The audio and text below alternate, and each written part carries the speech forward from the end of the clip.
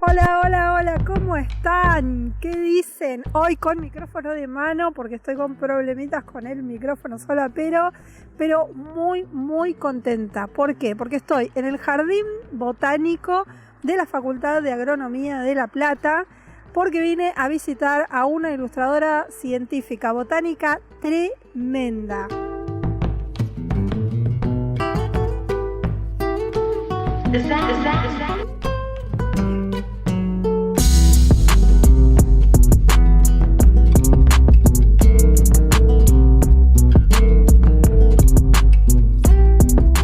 Alejandra Migoya.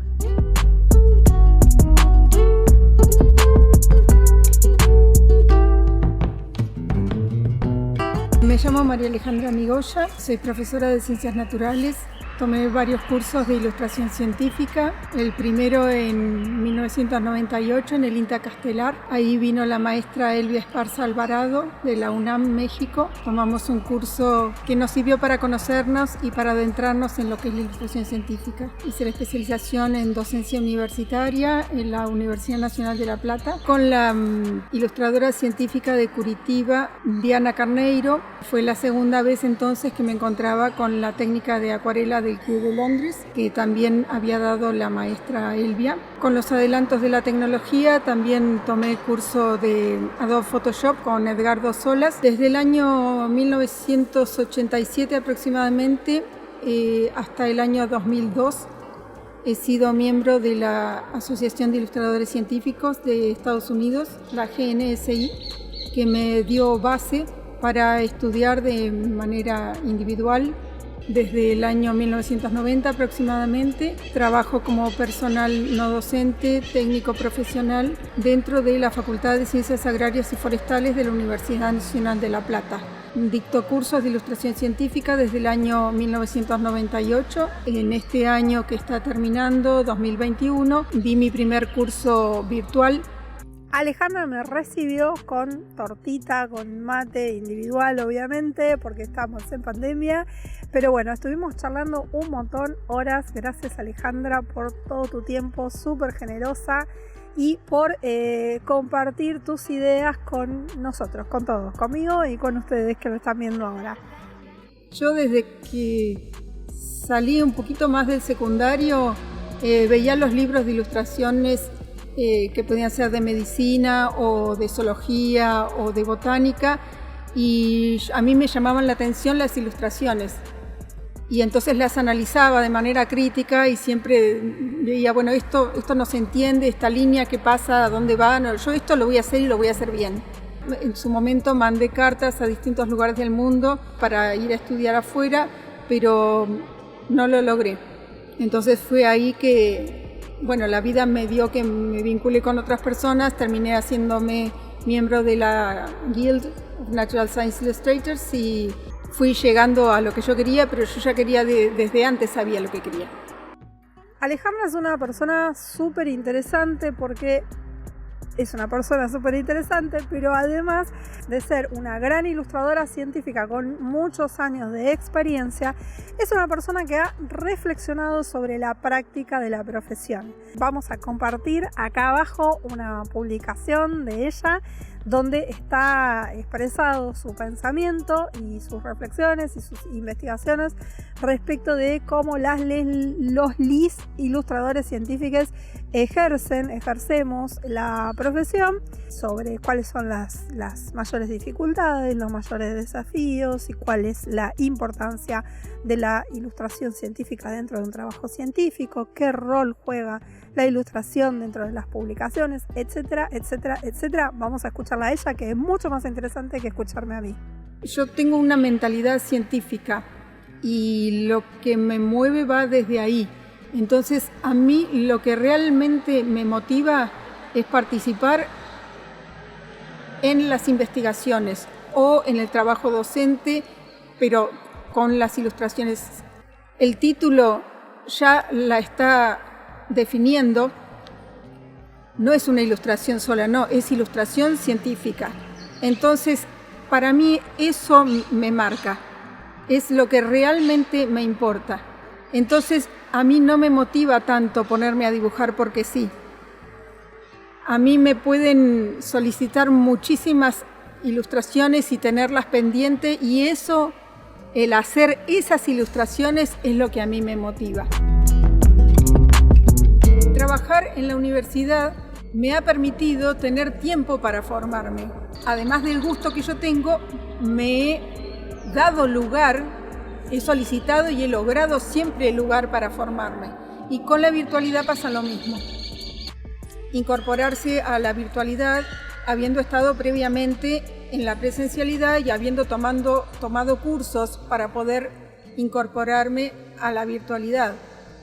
Fui asistida por la doctora Julia Rock, que ella ya viene dando cursos a distancia desde hace varios años y me asistió en lo que yo no sabía para nada, de cosas técnicas y demás. La ingeniera agrónoma Vanessa Perrota también me asistió en todo lo que fuera el aula virtual. Fue una experiencia muy, muy aleccionadora, muy agradable para mí. Di lo mejor de mí. Si cubrió o no las expectativas, en fin, eso lo dirá cada alumno, pero con las encuestas que se tomaron a fin del curso, todos quedaron muy conformes. Fue muy agradable poder reunir a 10 alumnos de nuestro país, algunos que me estaban esperando hacía varios años, y una de Rumania. Y de esta manera pudieron tomar el curso sin tener que viajar a La Plata y sin tener que yo viajar a los lugares. Se requiere mucho tiempo, mucha actividad y mucho compromiso previo para la generación del material didáctico. Hay cosas que se podían subsanar mucho más fácilmente, más rápidamente, estando directamente con los alumnos, ¿no? Y con las alumnas. Yo me atrevería a decir que no reemplaza la presencialidad, pero es muy práctico. De formación que no es nacional, es una vacancia que se da mundialmente. Hay muy pocos lugares en el mundo donde uno puede obtener una diplomatura en el nivel que sea de ilustración científica. Hay que viajar, hay que instalarse, hay que pagar, y eso es muy dificultoso. Desearíamos tener mínimo una cátedra de ilustración científica, que entiendo que en el ámbito científico, aunque parezca mentira, sería más adecuado que en el ámbito propio de Bellas Artes, aunque sí con vinculación. Se podría llegar a hacer una cátedra de esa manera, donde hubiera momentos en los cuales se pudiera cursar parte de clases en Bellas Artes, o que vinieran personas capacitadas de Bellas Artes para darnos ciertas áreas. Por supuesto que eso en varios años sería mucho mejor que en un solo año. Lo que sí se necesita es que se sienten las bases. He dado las bases en su momento con una colega y después lo sigo haciendo de manera personal desde el año 2005 con todo lo que ha dado la GNSI. El handbook de la Guild es como la Biblia del ilustrador científico, y lo que yo enseño tiene base ahí. Acá nadie te lo enseña. Hay muchos ilustradores científicos del país que hay un montón de cosas que yo creo que no las han visto, porque trabajaron directamente desde la práctica.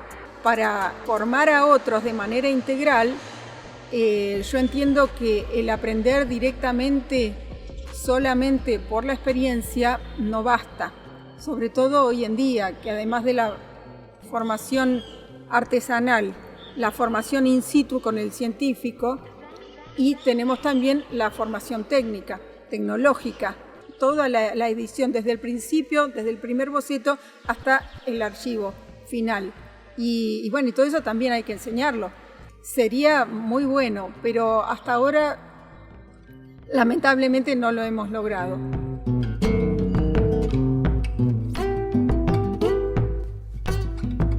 La formación de los alumnos es un gran determinante, porque a la ilustración científica se puede llegar desde las ciencias naturales o desde el arte. Entonces eso ya plantea un bagaje que cala hondo en la persona. Todo su árbol genealógico se vuelca en la persona que nació en ese momento, más toda la educación que tuvo en una sociedad determinada. Y muchas veces Son los determinantes internos los que favorecen o dificultan el aprendizaje, que es una situación mágica, porque yo puedo enseñar, pero yo no puedo aprenderle al alumno, porque es la intencionalidad que plantea el alumno y su conciencia o inconsciencia frente a sus decisiones internas para ver si quiere incorporar lo que se le da. Entonces es un camino incierto. Esa subjetividad tiene que dejarse de lado en la realización de la obra, porque la obra que va a realizar, una ilustración científica determinada, por ejemplo, no es para él. No es para él, ni para la tía, ni para la galería de arte. No. El que tiene la última palabra, y lo dicen muchos autores de mayor trascendencia históricamente, el que tiene la última palabra es el científico. Tener en cuenta eso allana un montón de situaciones, pero incorporar ese concepto es bastante difícil.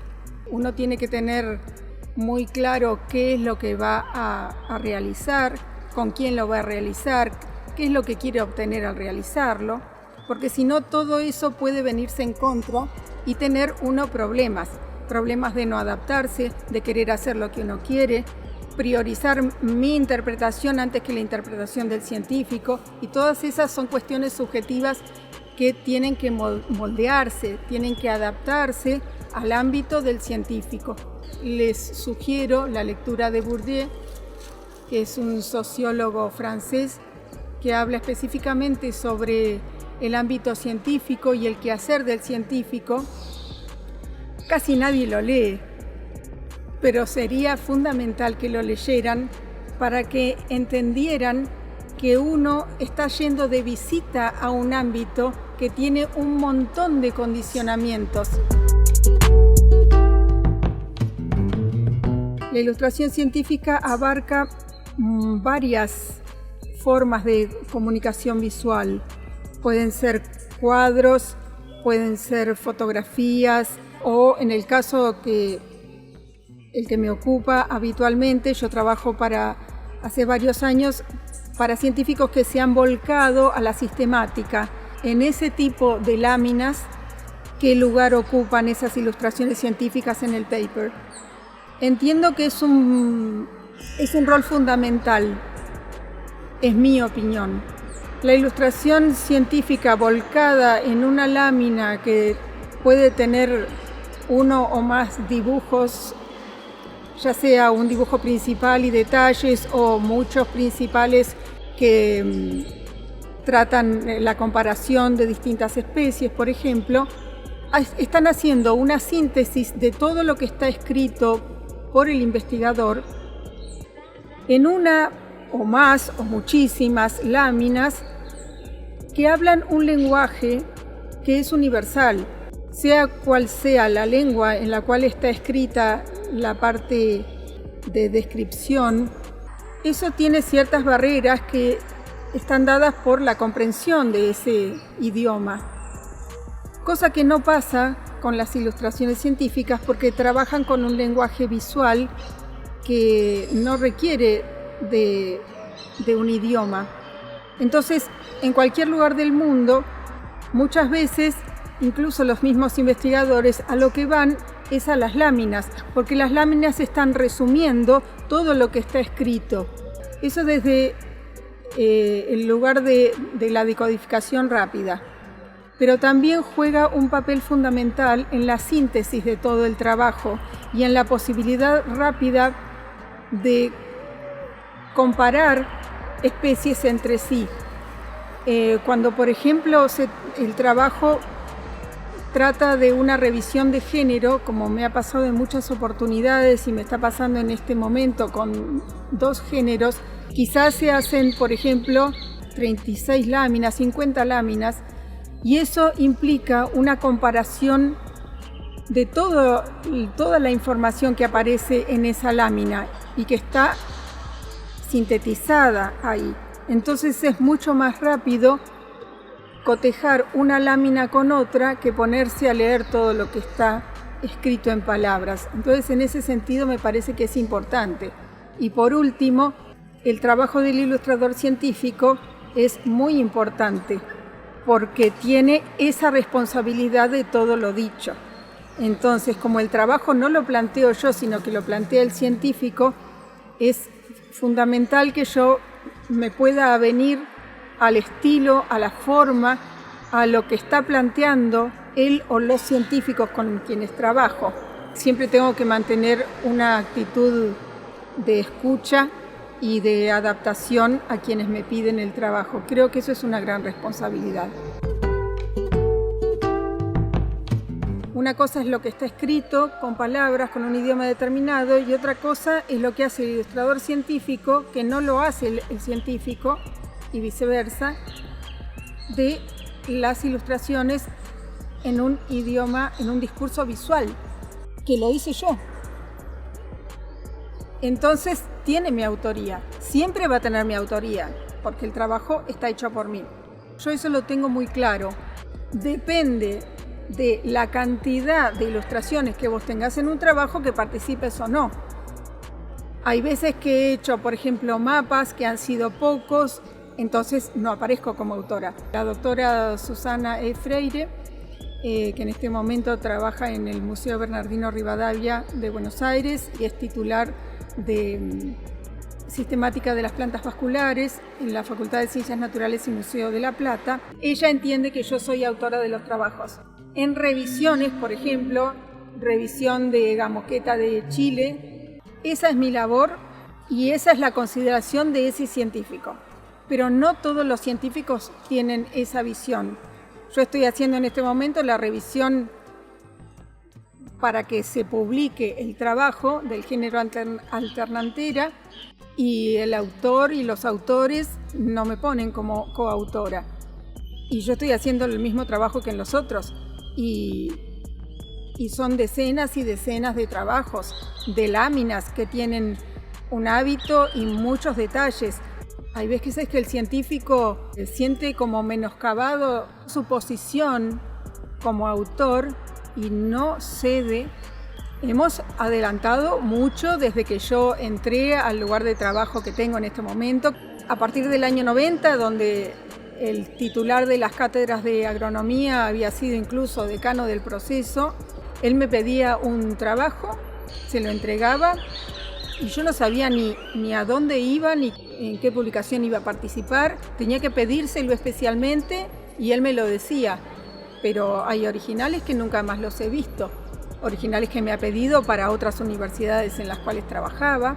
Antes se empezaba con un boceto a partir del material y se terminaba en el original, que muchas veces se perdía porque era presentado por el científico en las editoriales, que muchas veces no lo devolvían y que a nadie le importaba. Pasamos de eso a que les importe tu trabajo, también los tiempos hayan cambiado y socialmente se considere más la autoría. Entiendo que eso es un proceso también gradual, social y también es en distintos lugares. Nosotros estamos en la ciudad de La Plata, capital de la provincia de Buenos Aires. En mi mismo país yo he tenido alumnas de Tucumán donde no les dejan poner la firma porque dicen que directamente con pertenecer a la institución es suficiente. Año 2000, 2000 y pico. También hay que considerar la experiencia también que se tiene y la confianza del científico. Pero ya teniendo 35 años de trabajo me parece que ese tema ya está resuelto. Bueno, muchas gracias Alejandra, gracias por tu torta riquísima y gracias por todo el tiempo y la charla que compartiste conmigo y por extensión con todos ustedes. Ya sabes que si querés ver más contenido como este, ¿qué tenés que hacer? Tenés que regar a tu algoritmo. Hoy vamos a regar al algoritmo. ¿Y cómo regás el algoritmo? Fácil, suscribiéndote al canal, comentando acá abajo todo lo que tengas ganas de comentar, compartiendo el contenido con gente a la que creas que le puede interesar y por supuesto me gusteando. Nos vemos la próxima.